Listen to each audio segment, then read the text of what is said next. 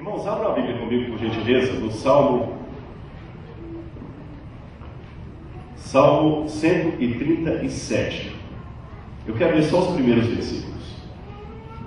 Esse salmo, eu não sei quem escreveu, nós não temos a autoria, mas eu tenho uma hipótese, juntamente com outros teólogos, é claro, que esse salmo foi escrito por alguém que veio da Babilônia, que esteve lá durante o cativeiro da Babilônia, que começou no sexto século, no sétimo século, final do sétimo século a.C., e durou 70 anos. Olha o que diz o Salmo 137. Esse aqui é um salmo de romagem. Deixa eu explicar para os irmãos o que são esses salmos. Tem vários salmos aqui, o 134, 135, 137, são chamados salmos de romagem, ou salmos de peregrinação. O que significa isso? Eram salmos que aqueles judeus que moravam fora de Israel, eu expliquei ontem que moravam na diáspora, quando iam para Jerusalém nas festas, iam cantando esses salmos no caminho. E eram geralmente salmos que falavam do exílio. E olha o que diz esse aqui: às margens dos rios da Babilônia, nós nos assentávamos e chorávamos, lembrando-nos de Sião. Nos salgueiros que lá havia, pendurávamos as nossas harpas, pois aqueles que nos levaram cativos nos pediam canções, e os nossos opressores que fôssemos alegres, dizendo: entoai-nos alguns dos cânticos de Sião. Como, porém, haveremos de entoar o cântico do Senhor em terra estranha? Se eu me esquecer de ti, ó Jerusalém, que se resseque a minha mão direita, apegue-se a minha língua ao paladar, se eu não me lembrar de ti, se eu não preferir Jerusalém à minha maior alegria. Você imaginou a cena? Os judeus estavam cativos em Babilônia, e aqueles outros babilônios que lá estavam: olha, por que vocês não cantam uma música em hebraico lá da terra de vocês? Como é que vai poder cantar uma música em terra estranha? Não dá, nós não estamos alegres. E durante o cativeiro babilônico, os judeus desenvolveram uma prática, várias práticas, mas uma delas nós seguimos até hoje lá em casa quando fazemos o pôr do sol, e eu vou ensinar para a igreja agora.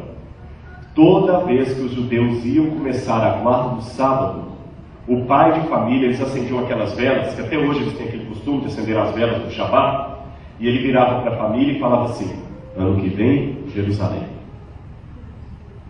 Entenderam o sentido? Porque cada sábado eles esperavam a promessa de um dia sair do cativeiro. Ano que vem, Jerusalém. Ano que muitos cresceram, envelheceram e não veio no ano que vem. E morreram no exílio. Mas um dia, o exílio acabou, o cativeiro acabou. Eu lá em casa, todas as vezes quando eu estou viajando, é claro, mesmo quando eu não estou lá, que a Lisney está com outra moça que mora conosco, já estou costume. Ano que vem, Jerusalém. Só que eu estou falando daquela nova Jerusalém. Um dia vai chegar. Irmãos, o cativeiro babilônico foi algo traumático para os judeus. Mais traumático do que o cativeiro egípcio. Os hebreus passaram séculos no Egito. Segundo alguns, 200 e poucos anos. Segundo outros, 400 e poucos anos. Eu não vou entrar no mérito da questão. Existe uma divergência entre os teólogos de quanto tempo os hebreus passaram no Egito. A Bíblia dá margem para as duas áreas, ou 270 anos ou 400 e poucos anos no Egito. Não vou explicar isso aqui agora, deixa para uma outra oportunidade. Enfim, eles passaram centenas de anos ali no Egito. E quanto tempo passaram em Babilônia? Quanto? 70 anos, bem menos, não é? Mas por que Babilônia era mais traumática? Eu vou explicar aos irmãos por quê. Porque no Egito, eles entraram como ninguém, como uma tribo. Mas em Babilônia, eles entraram como um povo livre, como uma nação. E é muito pior você se tornar escravo do que nascer escravo. Eles eram uma nação que deixaram de ser uma nação. O templo foi destruído. E lá entre os cativos estavam algumas pessoas sinceras, algumas pessoas fiéis a Deus. E é claro, dentre elas estava o profeta Daniel. Esse aqui é o rio Eufrates. Esse é o rio que hoje está no Iraque e que na época de Daniel passava dentro de Babilônia. Eu não sei se vocês se lembram quando os americanos atacaram o Bagdá, que começou o bombardeio. Houve 2 Marines que foram, o avião deles foi atingido e eles se ejetaram e caíram no rio Eufrates. E eu lembro que a TV mostrou os iraquianos buscando os marines americanos ali no rio Eufrates com metralhadora. Foi pertinho daí. Esse era o rio Eufrates. Foi às margens desse rio da Babilônia que eles sentavam e choravam. Esse rio e o rio também o Tigre. Eles sentavam ali e choravam. Daniel muitas vezes conheceu isso aí. Mas havia um problema. Até o século XIX, ninguém sabia aonde ficava a Babilônia. Babilônia tinha desaparecido. O que os críticos da Bíblia diziam? Babilônia nunca existiu. Havia um historiador antigo chamado Heródoto que mencionava a Babilônia. E a Bíblia várias vezes mencionava a Babilônia. Mas os críticos diziam: Babilônia não existiu. É um mito. Essa cidade foi inventada pela Bíblia e por Heródoto. Mas a Bíblia menciona, a Bíblia não mente, não, mas... E os críticos diziam: você acredita na Bíblia? Então, se Babilônia existiu, onde está? Como a cidade inteira pode desaparecer? E o pior, irmãos, é que você andava no rio Eufrates de canto a canto e não havia nenhum resto arqueológico de uma cidade, quanto mais de uma civilização, às margens do rio Eufrates. Até que alguns arqueólogos deram ouvido ao que os beduínos disseram. E os beduínos apontavam para essa montanha aqui, chamada de Hilá, em árabe, e eles apontavam para a montanha de Hilá e diziam: Hilá é Il-Babil, ou a montanha de Babilônia, de Babel.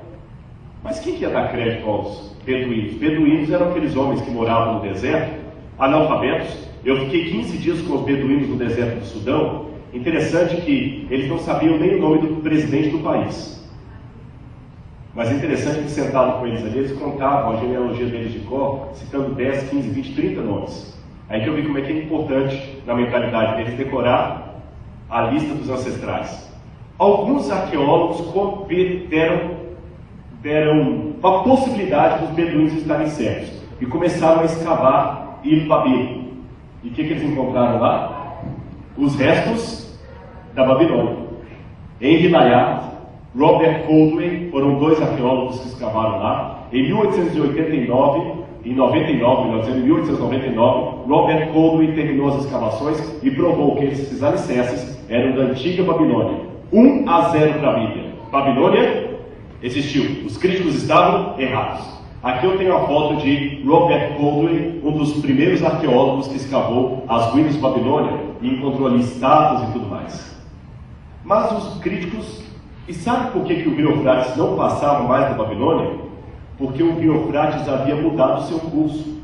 Não foi Ciro que mudou, viu? Quando entrou. Foi com o passar do tempo que o rio foi assoreando e o curso dele foi mudado. Isso acontece na arqueologia. Por exemplo, eu não sei quem aqui já teve a oportunidade de ir ao Egito. Se alguém que já foi ao Cairo, ao Egito, você vai ver que o rio Nilo, hoje, passa muito longe das pirâmides. Mas na época dos faraós, você ia às pirâmides de barco. Mas hoje ele está longe, porque os rios mudam o curso. Bom, aí os críticos diziam: tá bom, Babilônia existiu, mas Nabucodonosor não existiu. É um mito. Até que de novo fizeram novas pesquisas e descobriram que essas casas que os beduínos construíam na margem dos rios, estão vendo aqui as casas dos beduínos? Eles faziam com tijolos tirados das ruínas da Babilônia. E em alguns desses tijolos havia inscrições. E nessas inscrições estava o nome de Nabucodonosor. E um desses tijolos, alguns desses tijolos hoje estão no Museu Britânico, outros estão no Pergamon Museum lá de Berlim, outros estão no British Museum lá de Londres, e outro está no Museu de Arqueologia do UNASP. Sabiam disso? Há 30 anos atrás, havia um grupo de brasileiros que... Aqui é um desenho da Babilônia como ela era. Daqui a pouco eu vou contar a história de um desses tijolos, mas deixa eu contar primeiro como era a Babilônia. Na época de Daniel, o rio Eufrates passava dentro da cidade. Hoje eu disse que o curso dele está desviado e ele está muito longe das ruínas da Babilônia. Se você for ao Iraque hoje, as ruínas da Babilônia estão quilômetros longe do curso do rio Eufrates. Hoje esse leito aqui está seco. Aqui ficava o templo do Entemenach, uma torre. Aqui ficava o templo de Marduk. Aqui ficava o palácio de Nabucodonosor, o palácio de verão dele. Quando Ciro e Dari desviaram o curso do rio, fizeram com que as águas diminuíssem para entrar, para invadir a capital, eles passaram por aqui, aliás, entraram por aqui, e aqui eles invadiram o palácio de Nabucodonosor, onde estava tendo uma festa promovida por Belsazar, seu descendente. Aqui ficavam os jardins suspensos de Nabucodonosor, uma das 7 maravilhas do mundo antigo. Agora eu quero chamar a atenção para vocês nesse pontinho azul, estão vendo?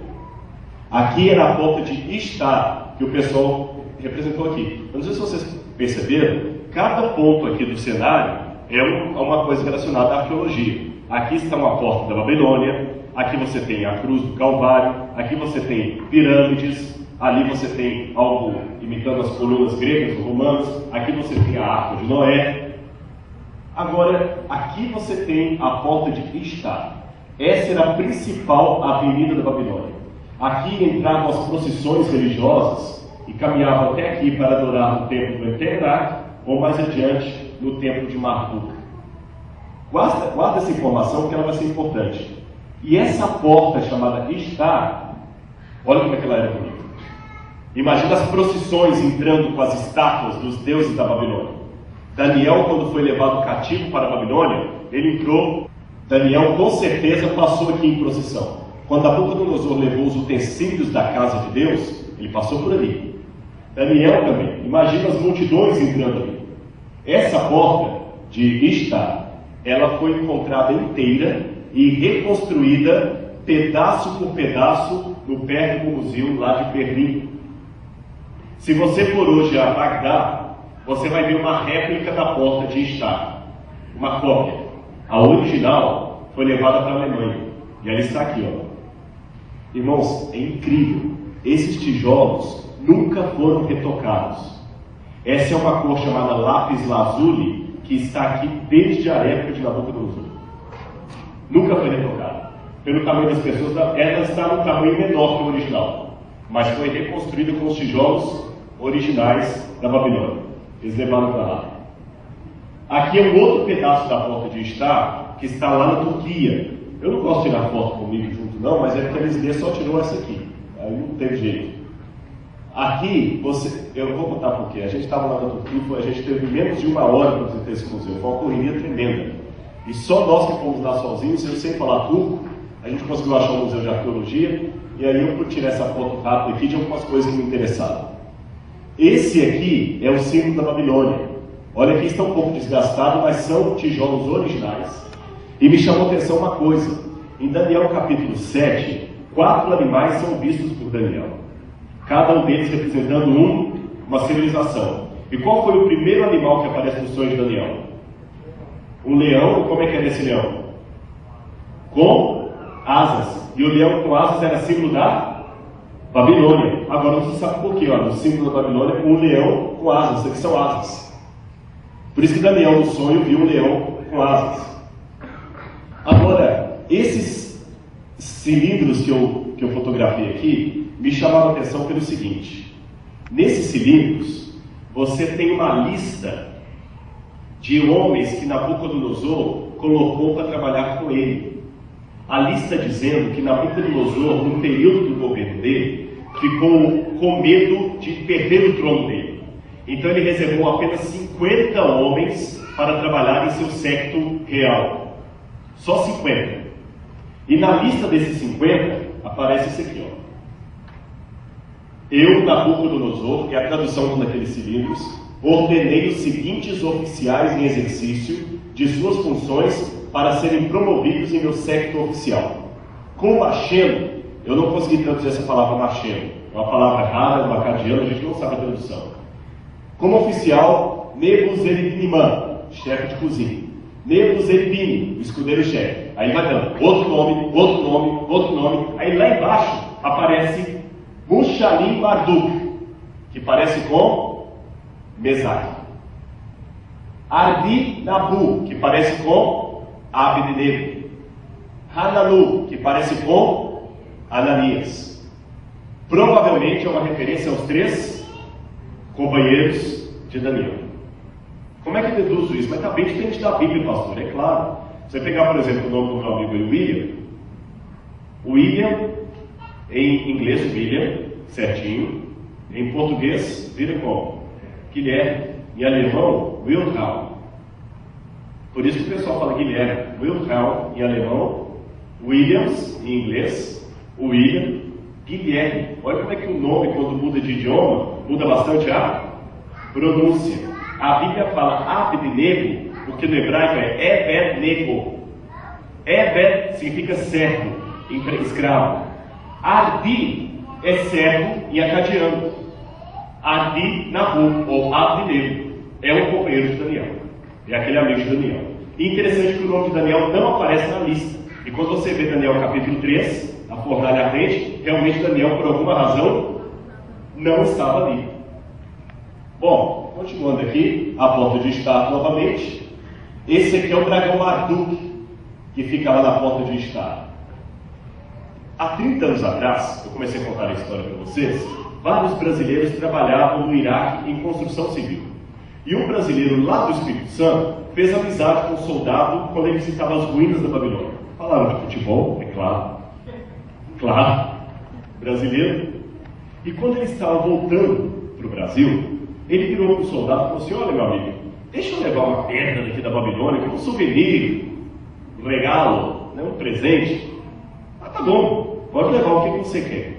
E lhe chamou a atenção um pedaço de pedra, na verdade, um tijolo babilônico, que estava ali com os desenhos. Não sei se vocês percebem, a foto não está muito boa. Eu tenho outra foto maior, mas eu acabei me colocando no PowerPoint. Tem os desenhos aqui em cima. E ele trouxe para o Brasil. E ali dá para ver bem nítido. Quem está vendo no computador está bem nítido os desenhos. Quando esse homem voltou para o Brasil, ele colocou aquilo na mala, sujou a roupa dele e falou: é desse tamanho o tijolo, vou jogar fora. Mas graças a Deus ele não jogou. Ele deu esse tijolo de presente para o pastor Paulo Barbosa, que era professor do colégio do Ibis, lá no Espírito Santo. Aí o pastor Paulo Barbosa achou bonito, veio da Babilônia, aí levava para a JA na igreja, levava para acampamento de carnaval. Essa pedra rodou muito lá na época. Ele disse que no acampamento de carnaval a mulher arrancou um pedacinho, quebrou um pedacinho para ela. Só que quando ele se aposentou, que ele mudou para o NASP, ele foi visitar o museu de arqueologia que a gente tem lá. E ele comentou da pedra. Aí o olho cresceu. Falei: que pedra é essa? Ele me contou a história, eu corri na casa dele. Quando chegou lá, eu falei: pastor, mas isso aqui não é desenho, isso é acadiano. Acadiano é a língua que falava na época de Daniel em Babilônia. Ah, então o que está escrito? Eu falei: não dá para ler assim igual ao inglês, mas eu consigo traduzir, porque eu estudei acadiano no doutorado. Se o senhor me deixar, até eu vou doar a pedra para vocês. Eu levei para casa, a Lisbeth ficou feliz que eu tinha uma mesa de vidro lá, eu risquei a mesa todinha. Aí eu peguei os léxicos e consegui traduzir a pedra. E descobri que ali tem o nome de Nabucodonosor e do pai dele. A tradução completa é: eu sou Nabucodonosor, rei da Babilônia, provedor dos templos de Esagna e Êxida, e filho. Aí a parte que estava apagada, quem traduziu foi um professor da Universidade de Budapeste, filho primogênito de Nabopolassar, rei da Babilônia. Quando eu terminei, a Liz é mais sábia do que eu, falou: bem, não fala ainda isso, porque vai ser bom. Aí eu realmente tomei o cuidado de, seguindo o conselho dela, tirar uma fotografia da pedra, mandar para a Universidade de Harvard, Budapeste, Yale, Johns Hopkins, várias delas, e elas responderam dizendo que o e-mail, que estava correta a tradução, apenas acrescentaram a questão de filho primogênito e que a pedra era original. Hoje está lá no Museu do NASP. Foi mais difícil convencer o pastor Barbosa a manter a palavra dele e doar do que traduzir, mas ele doou. Hoje está lá. Então, Nabucodonosor também existiu, 2-0 na Bíblia, né? Os companheiros de Daniel também existiram, 3-0, né? Amém? Só que ainda não encontramos nenhuma prova arqueológica da existência de Daniel em Babilônia. O que vocês acham que os críticos dizem? Que não existiu Daniel. O dia que acharmos uma prova de Daniel, eu vou falar: tá bom, Daniel existiu, mas os leões não. Continuando aqui, irmãos, essa era a maneira como os cativos eram levados para a Babilônia. Isso aqui é assírio, mas os babilônios imitavam os assírios. Só para os irmãos terem noção, desde Jerusalém até Bagdá, onde está a ruína de Babilônia, são 1.500 quilômetros, algo em torno de 800 milhas, estou certo aqui na minha conta? Algo em torno de 800 milhas, a distância daqui a Atlanta. Daniel andou isso a pé. mais um agravante, passando por um deserto. Passando por deserto. Com mais um agravante. Ele não estava indo de férias para lugar nenhum. Ele estava indo como escravo, com mais um agravante. Possivelmente, nunca mais voltaria, até onde podemos entender pelo texto bíblico, nunca mais voltou. Eu não sei quantos de vocês estão aqui nessa noite, que alguns estão aqui e não podem voltar para o Brasil, estão longe do pai, da mãe, de filho, de irmão. Eu sei que alguns aqui estão 4, 5, 6 anos sem ver um filho, sem ver uma mãe, às vezes até sem ver um cônjuge. Imagina Daniel. Mas você tem esperança de ver um dia que se a coisa piorar, você vai embora para o Brasil e rever seus filhos. Mas Daniel não tinha como ir. Nunca mais. Pelo que entender na Bíblia e profecia, ele nunca mais viu seus pais, nem sua casa. Imagina ele cantando. No rio da Babilônia nos assentávamos e chorávamos, e não podíamos cantar lá os hinos da minha pátria. E eu vou contar uma coisa pior para vocês sobre Daniel. Estão vendo aqui como os cativos que fizeram levados? Aqui não estão vendo, não? Eu vou mostrar para vocês. Vamos ler Isaías 39, verso 7. Eu quero falar uma coisa aqui que vai assustar vocês. Isaías 39, verso 7. Olha a profecia de Deus em relação à Babilônia. Antes da Babilônia atacar Jerusalém, Deus já havia profetizado, Deus já havia revelado ao profeta Isaías que Jerusalém seria levado ao cativeiro. E olha o que diz aqui Isaías 39, verso 7. Dos teus próprios filhos que tu gerares, tomarão, para que sejam o quê? Eunucos no palácio do rei da Babilônia.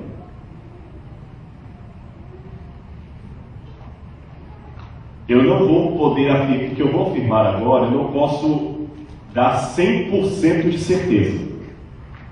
Mas arqueologicamente falando, eu posso dar 90% de certeza.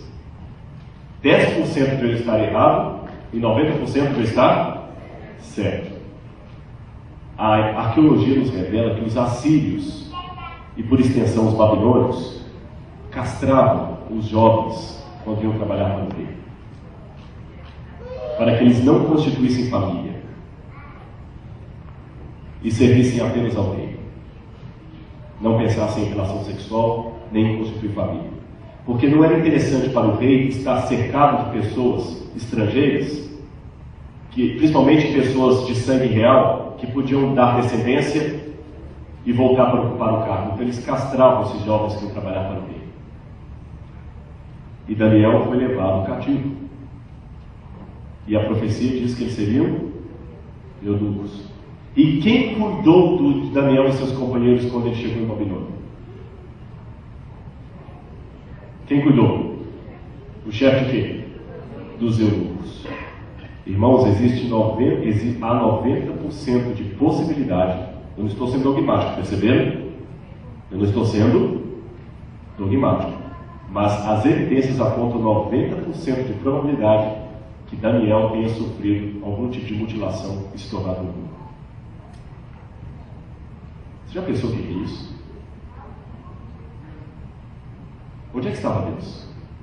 Os que estavam aqui no sermão de ontem, lembra que eu falei que uma coisa que me chamou a atenção é que as pessoas que mais usam o sofrimento como argumento contra Deus são as pessoas que estão filosofando sobre o sofrimento.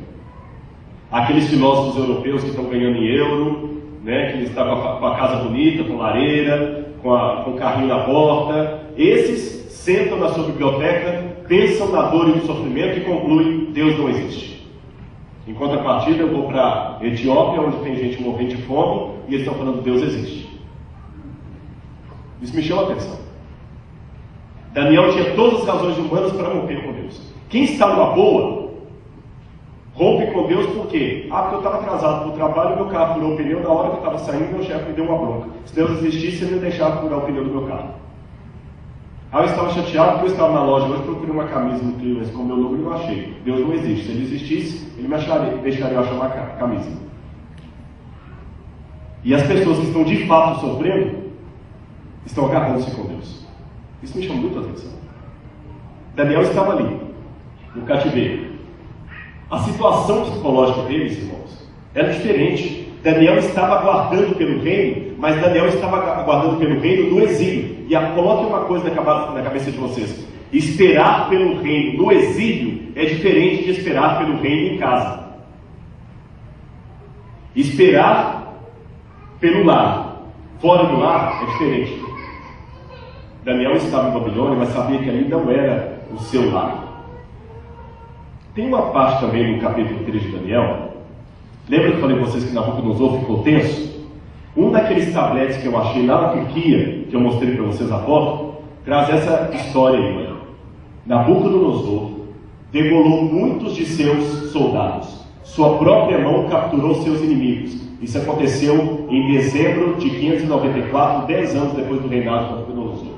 Na minha opinião, este tablete revela Daniel capítulo 3. Quando Nabucodonosor ficou irado, com medo de perder o seu reino, aí o que ele fez?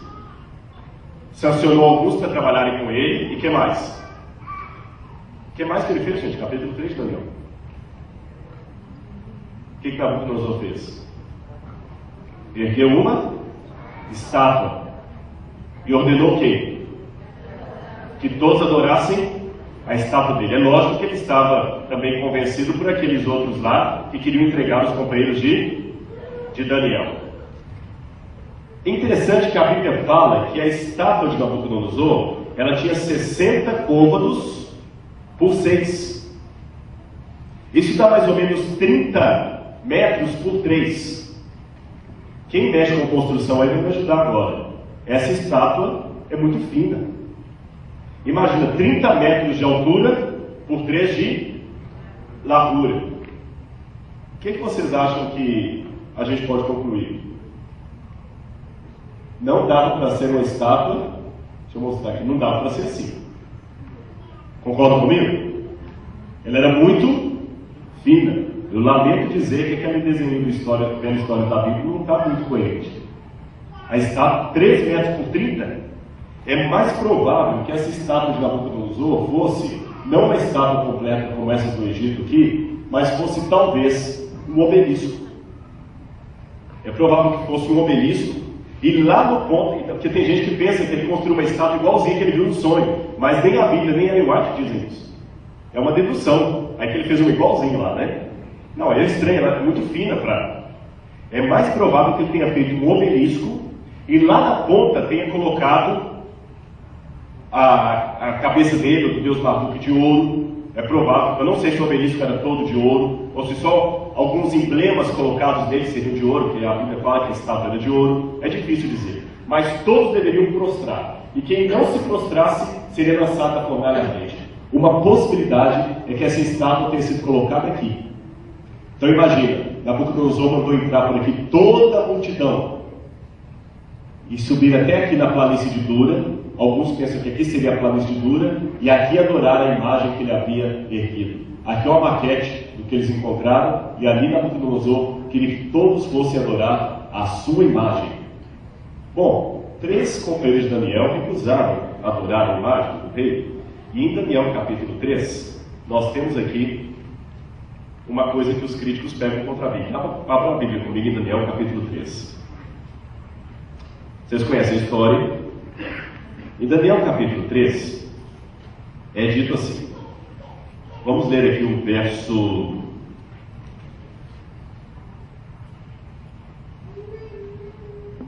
O verso 19. Nabucodonosor ficou tão irado porque os companheiros de Daniel não adoraram a imagem dele, que ele mandou o seguinte, verso 19: Nabucodonosor se encheu de fúria e, transtornado o aspecto do seu rosto contra Sadraque, Mesaque e Abdenego, ordenou que se acendessem a fornalha quantas vezes? 7 vezes mais do que se costumava. Ordenou aos homens mais poderosos que estavam no seu exército, que atassem, amarrassem Sadraque, Mesaque e Abdenego e os lançassem na fornalha ardente. Tem um outro verso que vamos ler daqui a pouquinho, que dá a entender que eles foram lançados de cima para baixo. Então a fornalha era um buraco, porque no hebraico eles se lançassem, não era lançassem de empurrar, é lançassem de jogar para baixo. Tá certo? Vamos continuar, né? Então esses homens foram atados com seus mantos, suas túnicas e chapéus e as suas outras roupas, e foram lançados na fornalha sobremaneira acesa, porque a palavra do rei era urgente, e a fornalha estava sobremaneira acesa. As chamas do fogo mataram os homens que lançaram de cima para dentro, Sadraque, Mesaque e Abdenego. Estes homens, Sadraque, Mesaque e Abdenego, caíram atados dentro da fornalha sobremaneira acesa. Então, eles foram jogados de cima para baixo. E o fogo foi tão intenso que devorou também os homens que os jogaram. Verso 24 tem uma aparente contradição na Bíblia. Aparente. Então o rei Nabucodonosor se espantou e se levantou depressa e disse aos seus conselheiros: não lançamos nós 3 homens atados dentro do fogo? Responderam: é verdade, ó rei. Tornou ele e disse: eu, porém, vejo 4 homens soltos que andam passeando dentro do fogo sem nenhum dano. O aspecto do quarto é semelhante ao filho dos deuses. Então se chegou Nabucodonosor à porta da fornalha sobremaneira acesa e falou e disse: Sadraque, Mesaque e Abdenego, servos do Deus Altíssimo, saí e vinde. Então Sadraque, Mesaque e Abdenego saíram do meio do fogo. Perceberam a aparente contradição da Bíblia? Tem 2 aparentes contradições aqui. Primeiro, se o fogo estava tão grande que devorou os homens que acho que lançaram os 3 ali, como é que Nabucodonosor pôde chegar perto e vir? Segunda aparente contradição: se eles foram lançados de cima para baixo, como é que saíram? Alguém tinha que ir puxá-los. E os críticos pegam isso aqui para dizer que a Bíblia está mentindo. Mas deixa eu mostrar para vocês, nesses últimos 10 minutos aqui, como é que funcionava. Ó, aqui é um desenho errado, ó. Deixa eu mostrar aqui. Volta. Estão vendo o erro lá, ó? Está muito larga, né? 3 metros por... Quanto que era a estátua? 30. Muito bem. Como é que funcionou isso na Nabucodonosor nos bichos, saindo de lá de dentro? Bem, nós não temos a certeza absoluta de onde ficava a fornalha ardente, mas existe uma possibilidade. No passado, o pessoal pensou que a fornalha ardente eram os poços de petróleo que até Saddam Hussein mandou incendiar. Hoje nós temos uma outra ideia, mas baseado também no petróleo. É o seguinte: estão vendo isso aqui? Parece uma montanha, não parece? Aquilo é o que sobrou de uma das muitas torres do antigo Império da Babilônia. Aquilo não é uma montanha, é uma construção da antiga Babilônia. Ah, você está exagerando, isso é uma montanha, não inventa não. Está parecendo aquele negócio de mensagem subliminar, né, que não viu um cachorro, ou outra coisa. Isso aqui não é uma montanha. E para provar o que eu estou falando, vou mostrar uma foto de perto. Viram o que é feito? Ó, de longe, de perto. Estão vendo? Eles construíam de tijolos. E os babilônios tinham uma maneira de construir tijolos diferente dos egípcios. Os egípcios secavam os tijolos ao sol. Os babilônios queimavam os tijolos em fornos em alta temperatura, altíssima temperatura. Eu esqueci quantos graus, eu não me lembro de cor agora. Eu tenho notado que é a altura eles calcularam a altura, a temperatura que se usava para os tijolos. E esses, até hoje, existem a maneira babilônica de construir tijolos ainda é usada pelos pobres iraquianos lá para construir tijolos. Aqui você vê uma menina pegando barro e construindo tijolos ainda, uma menina beduína construindo tijolos ainda usando a mesma técnica dos babilônios de 2.600 anos atrás. Olha lá, eles pegam os tijolos, ajuntam-os, acho que eu passei 2 slides aqui, deixa eu ver. Aqui, isso aqui são restos de tijolos da época de Nabucodonosor, com tijolos novos, que eles colocam lá até hoje sendo construídos. Aqui é a pilha, como é que eles constroem hoje? Eles colocam essa pilha dentro de um galpão do tamanho dessa igreja, colocam muita palha, muito combustível e colocam fogo dentro daquela pia. Então aquilo ali queima dentro, imagina o fogo, é como se fosse um forno mesmo, uma temperatura altíssima. E o tijolo queima numa temperatura tal que ele fica igual pedra. Por isso que os tijolos babilônicos duraram tanto tempo, ele fica duro igual pedra. Até hoje eles têm essa técnica.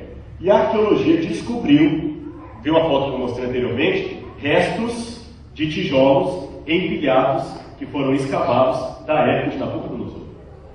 E descobriram também uma inscrição cuneiforme que dizia o seguinte: Rim-Sim, rei de Larsa, lançou um escravo em uma fornalha. Isso em 1750, na época da antiga Babilônia, na época de Hammurabi. Então havia a prática de jogar pessoas em fornalhas de tijolos. Ou um outro que nós temos aqui, olha. Isso aqui foi encontrado na biblioteca de Assurbanipal, rei da Assíria. Salmagina, meu irmão rebelde, que fez guerra contra mim, eles o lançaram na fornalha ardente e destruíram a sua vida. Então havia esse costume. Aqui você tem os restos de uma fornalha da época de Nabucodonosor, que foi escavada, com tijolos daquela época empilhados. Então um grupo de arqueólogos, arquitetos, fizeram uma reconstrução de como seriam essas fornalhas antigas. Aqui nós temos mais uma fotografia dos alicerces dela, e como seriam essas fornalhas na época de Daniel. Aí dá para ter uma noção do que Daniel, da onde os companheiros de Daniel foram lançados. Era assim: um galpão grande. Volta, por favor. Volta 2 slides. Mais um. Travou? Isso, obrigado. Aqui havia uma escadaria externa e um respirador aqui. Essa fornalha era oca, não havia andares. Aqui havia uma outra porta. Estão vendo aqui onde estou apontando? Aqui havia uma outra porta. Então eles entravam aqui com os tijolos, empilhavam os tijolos lá dentro, colocavam bastante material para combustível e tacavam fogo. O fogo era alimentado aqui de cima. Daqui de cima eles alimentavam as chamas para aumentar a temperatura do fogo. Então o fogo era grande ali dentro. Depois que o fogo acabava, que esfriava, eles entravam por aqui e tiravam os tijolos resfriados. Entenderam como é que fazia o processo? Então qual a possibilidade que nós vemos? Os companheiros de Daniel foram levados por essa escada. E daqui que eles foram jogados. Por isso que a Bíblia fala que eles foram jogados dentro da fornalha ardente. E onde é que estava o trono de Nabucodonosor? Aqui fora. Por isso que eles foram atados. Por isso que quando aqueles homens os jogaram ali dentro, o fogo do respirador lambeu aqueles homens. E por isso que Nabucodonosor, que estava sentado aqui fora, pôde ver os 3 companheiros de Daniel andando juntamente com Cristo dentro do fogo. Entenderam agora que não foi uma contradição da Bíblia?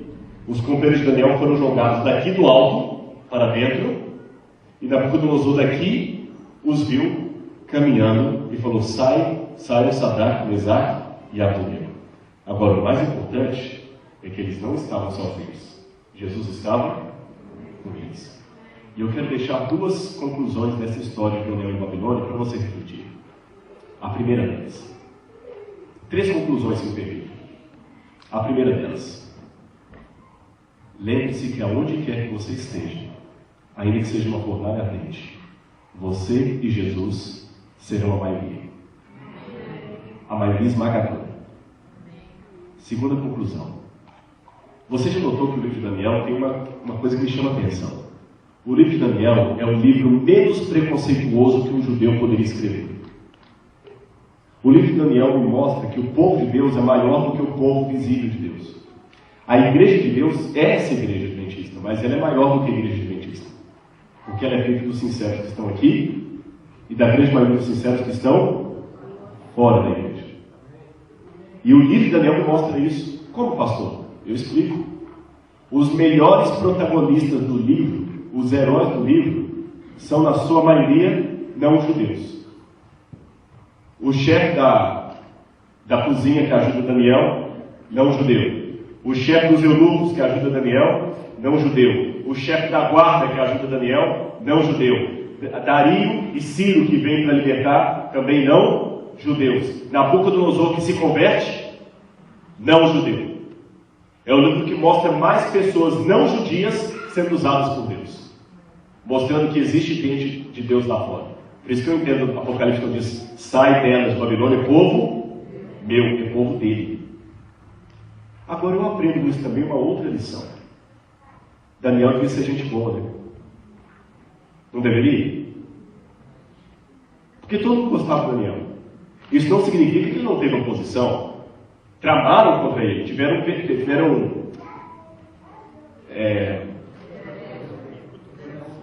queria usar inveja dele, tentaram destruí-lo, tentaram lançá-lo na cova dos leões, mas mesmo que ele teve oposição, ele teve pessoas que falavam: esse homem é gente boa. Se Daniel fosse um chato, o chefe da cozinha não ia arriscar a vida ajudando-nos.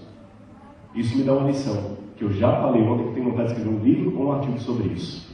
Etiqueta de evangelismo. Evangelizar com classe. Assim como existe etiqueta para comer, para se portar a uma mesa, tem que ter etiqueta para saber evangelizar. Saber com educação como é que eu vou me aproximar de um ateu e falar com ele, como é que eu vou me aproximar de um espírita. Etiqueta para usar o púlpito. Às vezes eu posso falar uma coisa aqui que é ofensivo para uma visita que está sentada na igreja, eu não tenho nem noção disso. Etiqueta, irmãos, nós temos que ser chiques para evangelizar. Evangelizar com classe. A minha roupa está evangelizando, a minha vida está evangelizando, o modo como eu trato minha esposa está evangelizando. A minha vida é a única Bíblia e a única doutrina adventista que muita gente está lendo lá fora. A única coisa que muita gente conhece da Igreja Adventista Sétimo Dia é o pastor Rodrigo, que é cliente dele. E ele já conhece muita coisa. Pensa que não, ele já conhece muita coisa. Se Daniel fosse um chato, uma vez que eu preguei isso no IASP, veio um irmão e falou assim: eu não sei, pastor, desculpa, eu não gostei de você ter falado aqui. Eu falei: por quê, irmão? Não, porque o cristão tem oposição. Eu expliquei gentilmente para aquele irmão que o problema é que muitas pessoas são chatas. Ele é um enjoado, é um bala sem alça. E é muito cômodo para mim, sendo um bala, um chato, acusar todo mundo que discorda de mim como sendo: já pensou? Eu sou chato, mas você discorda de mim? Mas os cristãos iam sofrer oposição mesmo. Aí minha esposa também reclama de mim que eu estou chato: mas o cristão ia sofrer oposição mesmo. Aí o outro diz: o cristão, porque todo mundo que discorda de mim é um errado. Cuidado, o problema pode estar com você. Ore a Jesus que, se vier uma oposição, venha porque você está sendo fiel, não porque você está sendo chato. Chatice e fidelidade não são sinônimos, nem na Bíblia, nem no dicionário. E a última lição que eu queria deixar para vocês nessa noite. Eu falei de 3, né? Vamos lembrar aqui? Se você estiver sozinho, mas com Jesus, você será a maioria. Segundo, nós vimos que o povo de Deus é maior do que o povo visível de Deus. Deus tem sinceros lá fora, e eu tenho que ter classe e testemunho correto para atingir essas pessoas. E se elas rejeitarem, que rejeitem pelo livre-arbítrio deles, e não pelo mau testemunho que eu estou dando. E a terceira razão. Irmãos, esperar pelo reino no cativeiro é diferente de esperar pelo reino sentado em casa. Esse mundo é Babilônia. Você está no cativeiro ou está em casa? O problema é que tem muita gente. Vocês sabem que há 2 tipos de ateus? Há o ateu teórico e o ateu prático. Ateu teórico é aquele que diz: Deus não existe, ponto final. Ateu prático é aquele que diz que Deus existe, mas vive como se Deus não existisse. Ele diz que está esperando a volta de Jesus, mas o comportamento dele é de alguém que já encontrou a Nova Jerusalém aqui, nesse país, nesse mundo. As nossas prioridades dizem onde está o nosso coração. Paulo Freire dizia que há 2 tipos de esperança. Você tem esperança do verbo esperar e tem esperança do verbo esperançar. Já ouviu essa palavra? Ela deve ser nova para muitos. Tem esperança de esperar e de esperançar. O que é esperançar? Eu vou explicar para você a diferença. Esperança de esperar é estar ao aguardo de alguma coisa. Esperança de esperançar é estar ansioso por alguma coisa. E eu vou contar isso dando uma ilustração que aconteceu uma vez comigo e Elisabeth. Eu tive a desastrosa ideia, de nunca mais repetir isso, de passar 50 dias longe da minha esposa. Ela estava na África do Sul, eu estava em Israel. Ela estava estudando inglês lá no colégio adventista, eu estava em Israel escapando. 50 dias, que pareceram 50 anos. Eu cheguei ao Brasil 2 dias antes dela. E quem conhece lá o NASP, a gente vai até Campinas, espera o ônibus da Caprioli, e ela estava chegando no ônibus da Caprioli. Bonita, inteligente, cristã e com péssimo gosto para arrumar marido. Onde é que eu vou arrumar outra? Assim? Aí eu comprei um buquê de flores e fiquei lá na Caprioli esperando. E a minha ansiedade era visível, behaviorismo, o corpo falava. Eu estava ali, né? Aí uma senhora chegou, que flores lindas, esperando a namorada, a esposa. Que chique, aí deu um cutucão no marido assim que eu já entendi tudo. Entendeu? E ela está vindo da onde? Aí eu falei assim, nossa, ela está vindo da África do Sul. Eu estou ansioso, nossa, eu estou percebendo. Você não foi para não, o que você é? Eu sou pastor. É mesmo, aí eu contei. Aí chegou uma outra pessoa a prestar atenção na conversa. Quando eu vi, tinha uma roda. Só faltou eu pedir a Sonete para cantar um apelo final. Irmãos, isso é sério. Eu não sei quantos conhecem a Caprioli, eu ficava ali na Glicério, o ponto, não era na rodoviária. Quando o ônibus chegou, todo mundo já sabia quem era a Lislier que estava vindo da África. E foi interessante que quando o ônibus parou ali, aí a mulher, aquela primeira, falou, não, primeiro ele. Aí eu subi, não, deixa ele. Aí ela falou, deixa ele entrar. Eu entrei no ônibus, aí eu abracei, dei um beijo, claro. Aí não mudou, e bateram. Por que eu conto isso para vocês? Com essa ilustração, eu acabei de explicar para vocês o que é o verbo esperançar, que talvez muitos não conheciam. É diferente de esperar. Esperançar é estar tão ansioso para que alguma coisa aconteça, que você começa a contagiar os outros a esperar junto com você. No início era eu esperando a Lislier, depois era eu e um pequeno grupo que ali estava. Entenderam o que eu quero comparar aqui? Você está esperando Jesus voltar. Você está com a esperança da volta de Jesus. Do verbo esperar ou do verbo esperançar? Esperar, você espera pelo dentista, espera pelo metrô, espera pelo ônibus. Esperançar, não. Você está ansioso para que aquilo aconteça. E a diferença, se você está aguardando por esperar ou esperançar, depende. Você está em casa ou no cativeiro? Pense nisso. Que Deus abençoe a cada um de vocês. Amado Senhor, aprendemos hoje mais uma lição da Bíblia, desta vez do livro de Daniel. E amanhã, Senhor, teremos outras lições, outros estudos da Bíblia a serem feitos. Eu, como pregador, Senhor, como pastor, estou muito feliz com a resposta que essa igreja está dando. Eles estão vindo, estão trazendo visitas. Muito obrigado, Senhor. Você sabe como é importante para a gente esse feedback. Dá-me, Senhor, a unção do Teu Santo Espírito e humildade para continuar pregando a Tua palavra. Abençoa, Senhor, esta igreja. Abençoa, Senhor, os dirigentes dela. Abençoa também a igreja do pastor Marques, que está aqui apresentado por ele e por alguns membros de lá. E amanhã, Senhor, traga-nos de volta aqui com mais pessoas ainda. Eu não faço essa oração em meu nome, Pai, mas eu te suplico em nome de Jesus. Amém, Senhor.